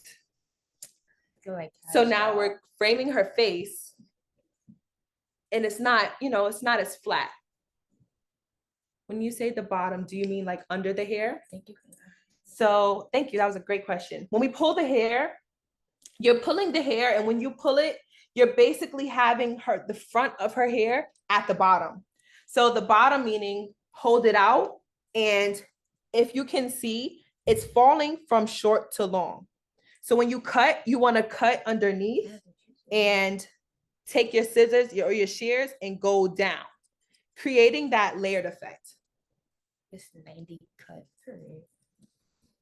So now that we have that, I'm going to go in and now go back with that triangle that we created from the middle of her head to the lower earlobe. And I'm going to, again, take all of that hair, including the hair we cut. I'm going to bring it to the front. I'm sorry, trying to do this with the front. And we're going to follow the guide. I'm going to bring it to the back just so that you guys can see me a little bit more. We're going with the guide that we made from the first curl. Do you want to turn? Because they said that they want to see you cut it. Trying to get good angle for everybody. Okay, I got it. So now, again, like I said, going down. We're going to go with the guide, the longest guide, and we're gonna cut. Now, we're also going to go in and feather the ends, just so that it looks a little bit more layered and feathered. It's all in the meaning. The meaning is all in the name, sorry. What type of cut is it? I'm not too sure. I want to say 90. Yeah, I think so. It looks just like it. I know you guys can't see it right now, but I'm gonna go in and just finish the rest of her curls. I thought I was gonna pin them, but again, we're going for a more relaxed look. If you want your curls to be, as full as the body wave wig, definitely pin them. This gives me very much softer ever. Yeah. I feel like this look is more kind of mature and calm. The bouncy body wave, I feel like it would be better if I was going out or something. We let the curling iron sit on the hair, then we let it go. Being that we're not pinning these, we're going to make sure we scrunch them. And of course, when we do the one side, we do the other. So when I get to the other side, we're going to cut the layers using our indication. So you see that? Just stay tuned for after the comb out. So for the curls behind the first curl, I never curl, well, not never. I like to curl the opposite way just so that it gives the more relaxed look. So I'm going to part this side in two. I'm going to take the curler, and instead of curling towards me, I'm going to take my curling iron, hold it upside down, and bring it towards the client. Still holding this hair in your hand. And instead of letting it drop towards the front of the iron, we're going to drop it towards the back. Rolling it up, keeping it towards the base of her hair, because yes, it is straight, but again, we still want it to be relaxed, but yet still have some kind of body towards it. So we're going to leave it on there, let it sit. The more heat you put on the hair, as much heat as it can take. Don't be out here frying your hair, guys. The more heat that you hold on the hair, the longer your curls are going to hold. So along with curling hairspray, along with pinning your curls, this is what's going to help your curls last. And again, you want to make sure you're doing the different type of curls to frame your face. So you may be a person that goes for a more tighter curl. I would use a wand. So now I let it go. The curl is sitting in my hand. We're going to scrunch, and let it drop. Again, we're going to take another piece. And I'm just now working my way around her head. So we're going to put it down. Again, keep turning as we're curling. And make sure you're holding it on the base.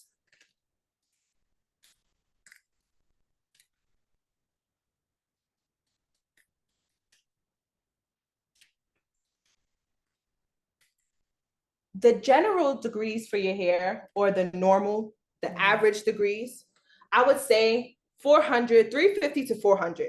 Now, if your hair can take more heat, I would say use more heat. But of course, you want to go in with a heat protector to make sure that, your hair is protected. It doesn't break off. Scrunch. Again, let it fall. So we have these bouncy curls. You couldn't tell me this wasn't body if I didn't know it was. Yep. We're going to go in now at the back. And again, doing the same motion of going towards your client.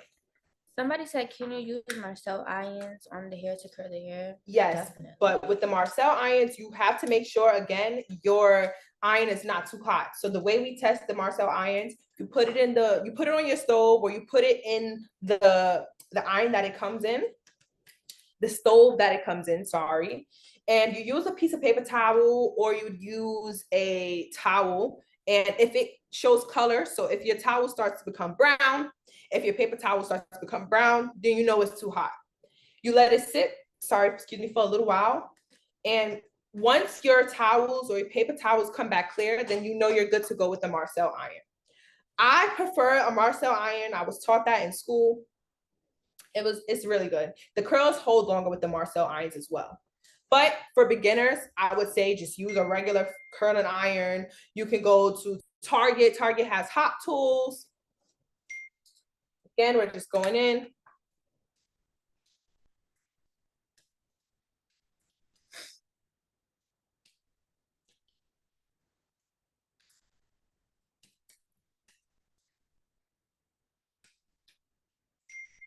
And I know you guys see that the band is still on. So as we're styling, it kills the time that we leave the band on for. So I like to keep the band on anywhere from, I'll say 10 to 30 minutes. Depends. It depends. Depends on how many layers of glue you put. It also depends on, you know, the pain levels, because I can say the band does hurt.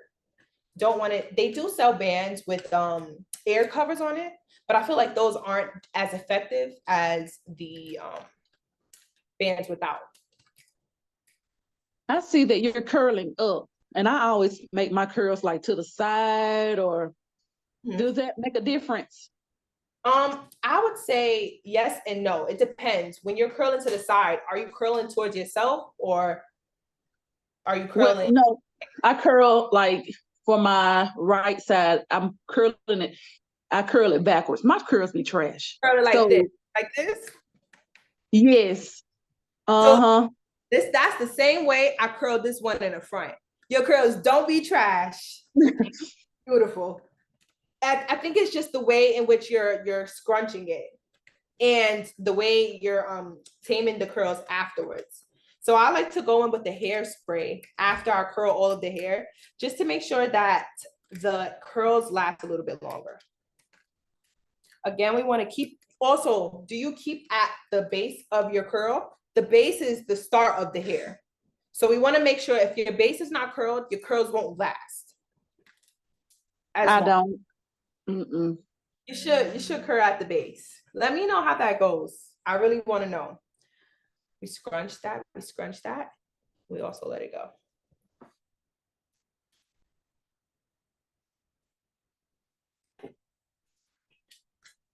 Again, we don't want the curl to be too tight. And again, the hair is straight, so it won't be as tight as it could be. Now, if you pin it and let it sit for a few days, you can get it to be tight. I like to call those kind of curls Shirley Temple. Jerry curl curls. Those curls are cute. Kinky curly curls. We have nice curls here. I let it sit. Let it sit. I'm gonna have my model hold this. I'm gonna go to the other side. And again, we're just going to frame this side using our guide. And now you just cut down. Nope, I've been just making the hair add up. So you grab the hair and you just. This is a T3 curling iron, the 1 inch. Yeah. Now we take the hair. Again, we're going to, I'm curling to the side. We're going to curl to the side, but still keeping the hair at the base, the curling iron at the base. You let it sit there just so that your curl can form. And we don't want fish hooks. Fish hooks are basically these. Now, if your curling iron can't get all of your curl, what do? I usually let my curl go and I'll go in and separate the part that didn't get the curl. So I'll take it from the back. My curlers don't slide like that. So I guess it's I don't know. That's smooth. Mine don't do that. So I can't say the hair is playing a big role. Being that the hair is super silky, it's able to glide through my curling iron. And being that my curling iron, I sometimes go in and spray my curling iron with like an oil sheen or a silken and mist, just so that it can slide a little bit better. Now, if your hair doesn't slide between your iron, that also could be because your iron is too hot. So when you scrunch it, when your iron is too hot, it's going to start to stick to the iron, causing for it to be not as smooth as of a glide. Somebody said, what happens if you don't scrunch the curls? Then your curls will just drop. They're gonna drop regardless, but when you scrunch them, think of me scrunching her hair as a diffuser. When curly people, for their natural hair, they wet their hair and they use a diffuser attachment with the blow dryer to lock in the curls, A, and B, dry them and define them. So me scrunching her hair is more so defining the dry heat curl. So it'll make it last longer? Yeah. Give it a little more lifetime. Because we know our curls drop, and being that this is straight hair, they're gonna drop quicker. So we just want to ensure the longevity of her curls. I'm going to take her band off and I'm going to give her light baby hairs. But before I give her baby hair, I'm going to show you guys, now let's say if you over bleached your closure, your unit, I'm going to show you guys how to fix that, how to correct that. I use a mascara. That's the best way because you control it. The black spray is a good source too. However, it's a good product. You just can't really control the spray. It goes everywhere. So in order to control the spray, you have to spray lightly. But you know, we're all heavy-handed. Well, I know I'm heavy-handed. So with the mascara, you can just control how much product you're using and you're putting. Again, we curl up. We hold at the base. While still opening and closing your tool so that the hair can glide through. We hold it, we hold it, we hold it. Now, curling hair, it shouldn't take long. Now, it depends on the sections. Again, we're going for looser curls, more of a relaxed look. So the parting spaces of my curls aren't going to be as small as if we were going for the body wave look, which are the tighter curls. We will use smaller pieces.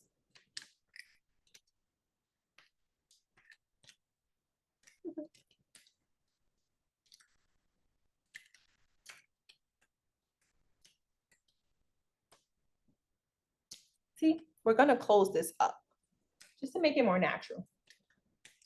Auto curler.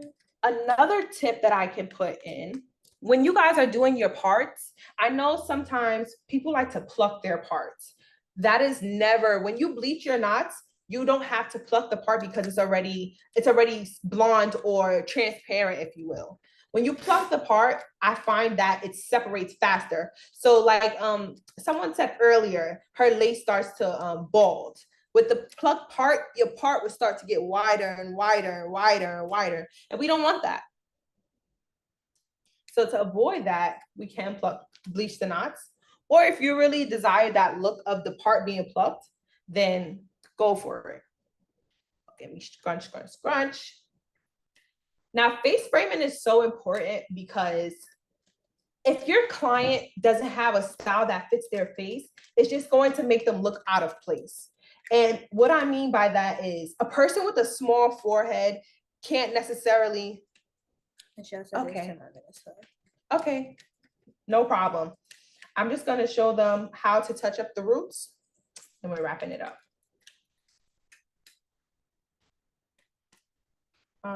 Yeah, I feel like black spray makes it look wiggy. It Wiggy, doesn't get yeah. that natural look. So we're going to loosen the band and take it off. Yeah, the bands hurt a little bit, guys. Nah, actually, surprisingly, this time it literally doesn't hurt at all. Maybe because it wasn't as tight. Ooh. But she pops off. And now I'm back. So we're going to, I like to comb out the hair because sometimes when the spray gets on it, it looks a little bit too pasted down. I'm going to scooch her wig back a little bit. Also, going back in to redefine her middle part, I'm going to go in and use the hot comb. Come closer so you can see the hairline now, please. Did you guys see? The hairline looks a little bit more natural. A little bit. It is. A lot of it, sorry. So we're going to go in and I like to push the hair up with the hot comb just so that we can give her that volume in the front.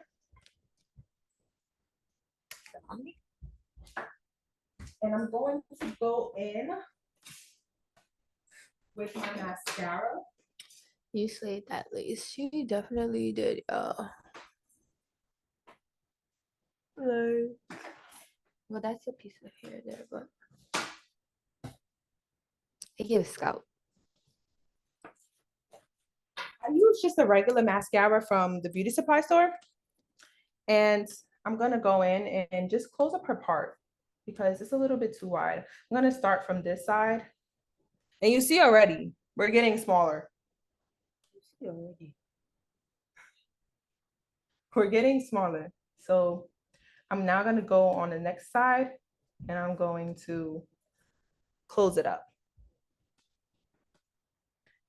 And I also want to redefine the middle part. So I like to go in with a tad bit of concealer. Just to clean up the part. Big difference, y'all. Literally.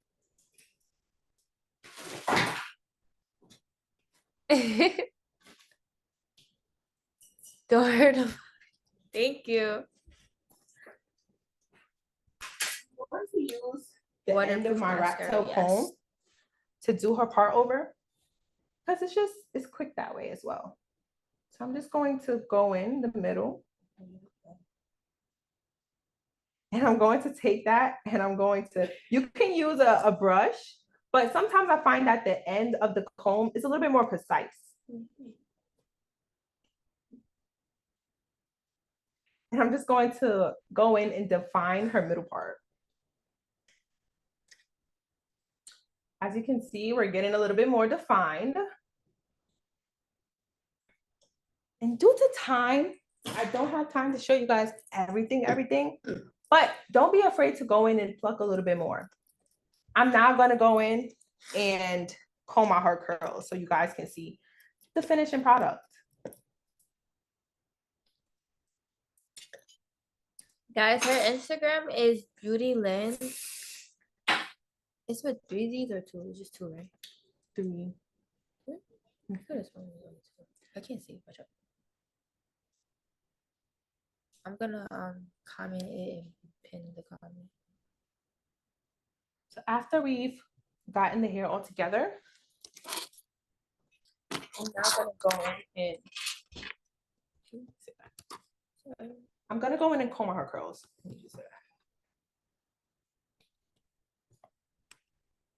Now you see how look at how that just frames her face. That frame it did a whole lot.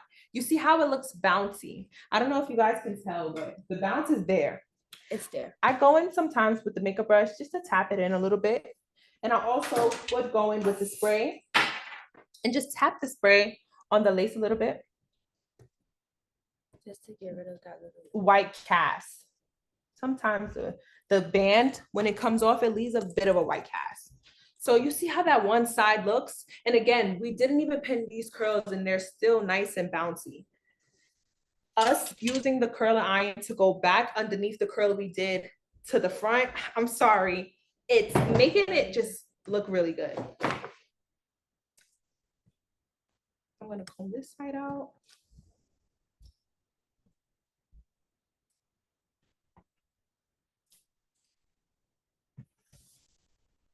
I'm gonna comb the side out.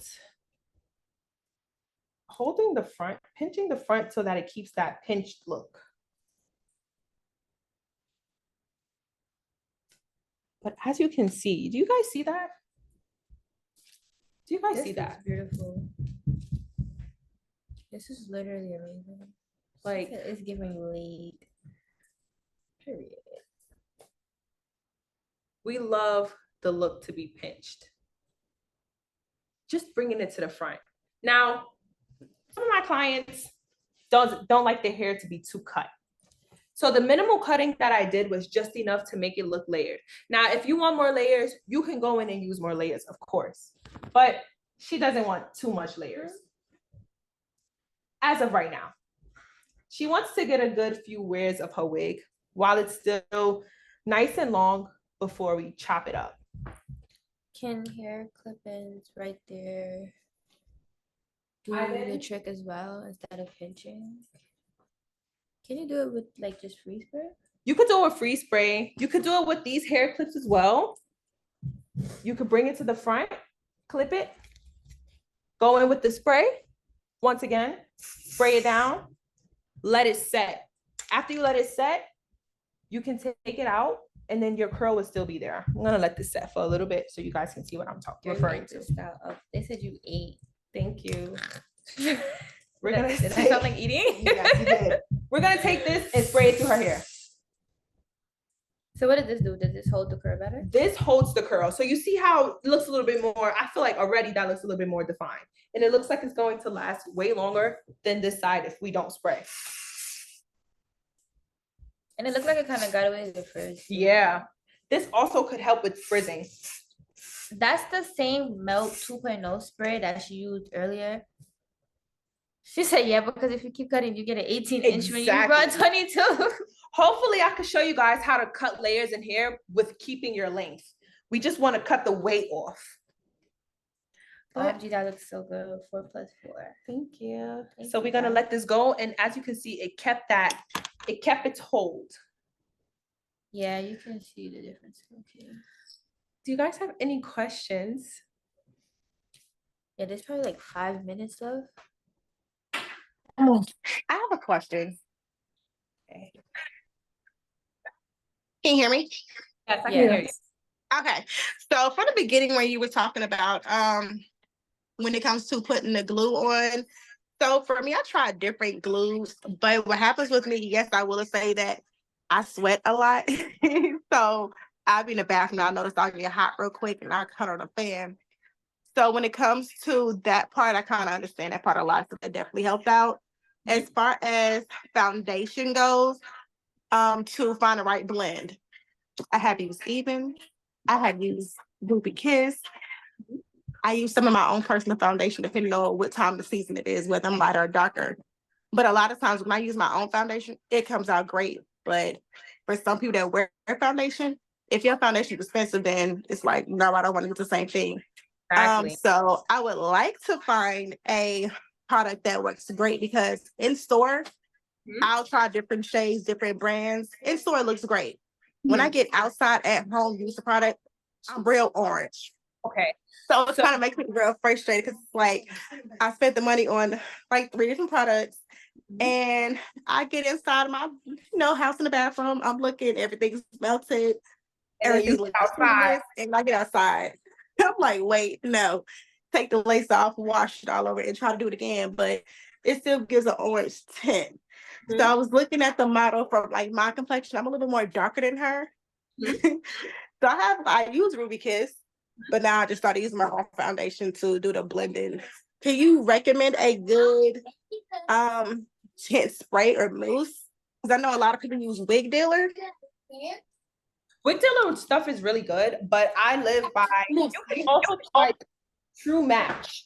True Match lace. I don't have it on me, but my go-to will be the Bella brand. They're so pigmented. Like I'll even spray it on my hand. Sorry for all of, but you see that one spray just gets you that. I'll also I'll show you the mousse as well. The mousse is of a medium complexion. So we're gonna shake it up, and I'm gonna put the mousse on my hands. When you blend that mousse in, it's like they get darker. Oh, is that another one? Oh no, that's the light one. They get dark. So you see it's oxidizing. Now, the biggest thing, because everyone likes to make it seem like glitz and glamour that our lace sometimes don't match. But the truth of the matter is the kind of lace that you're buying. If you're getting transparent lace with Glueless, I can guarantee you, if it's not the thinnest transparent lace you ever bought, it's going to show up. You're going to see orange if it's not toned. Some people use a purple shampoo to go in and tone, but if you don't tone your knots, they're going to be orange. If you don't invest in your lace, this Love Me lace is really good. This is a great wig to buy. If you don't invest in your lace, it's going to show. So you have to take the proper precautions just so that it won't. So I can suggest getting an HD lace for starters. Now, if you being a darker complexion, I would suggest a Swiss lace. Now, Swiss lace is darker. Regular lace is transparent, is going to be of a whiter film, like paper towel. You're going to have to tint that darker. But HD lace is the best lace to buy, hands down. That's the only lace I wear. I don't wear transparent. I don't wear anything if it's not HD because I could be insecure about my hair sometimes too. I go outside, I look at my camera, I'm like, oh my gosh, what is this? But in the house, it's perfectly fine. Once you invest in that HD lace, you're no longer gonna really have to worry about, oh my gosh, my lace, my this, my that. Right. Invest in, and you sound like you're doing a lot of the work on your own, which I love because practice makes perfect. That's how I started out. I was doing my own hair before I started taking clients. She was one of my first few clients. But I would say getting a purple shampoo, getting a shampoo that's going to cancel its brassy tone. Or blue bleach powder. They have blue bleach powder. They have purple bleach powder. If you can't get your hands on that, you have the regular white bleach powder. My model just reminded me of the trick. Thanks, she giving y'all tricks too. Oh, yeah. But you can use a purple hair dye. You could use a blue hair dye and mix it in with your developer and your bleach and powder to get that tint. Okay. If you can't get your hands on the purple shampoo or the purple powder. Okay, because I will say I primarily only use Love Me wigs, whether it be that's like regular lace that they have or the HD, because it melts into my skin without no type of tint on it. So Love Me is my go-to, period, like bump everything else. Now I know when I would, if I would suggest, or when I bought a West Kiss, and inside I was like, yeah, no, I just realized I tried other wig laces. None of them work out at all. I don't care what I try. None of them work out. So they're not as thin, you know. I just feel like you need yes, a good wig. It's too good. It's right. So yeah. I stick to Love Me, and that's the only one I can find out that will blend perfectly in without even using foundation. But you were great. Thank you. Hi ladies. Hi ladies. I have to wrap up the workshop. I know you guys probably have a lot more questions from Nyasia, and thank you so much for the fantastic demonstration. If anyone has more question, you can join our Facebook group and post pictures there. I know a lot of you guys already joined the Facebook group, and we'll also ask Nyasia to join the Facebook group as well, so she can interact with you guys more and answer your questions there. We also want to invite everyone to stay connected with us on Instagram. Nyasia's handle is Beauty Lens with 3Z and hyphen. Is it a hyphen? Correct me if I'm wrong. It's an underscore. Okay, underscore, yes. So it's Beauty Lens 3Z. Maybe you can type it in the chat and everyone can follow her Instagram to learn more. She's based in Brooklyn, New York. And our handle is Love Me Hair. And don't forget to share experience on social media using our hashtags Love Me Hair, Love Me For You, and tag us.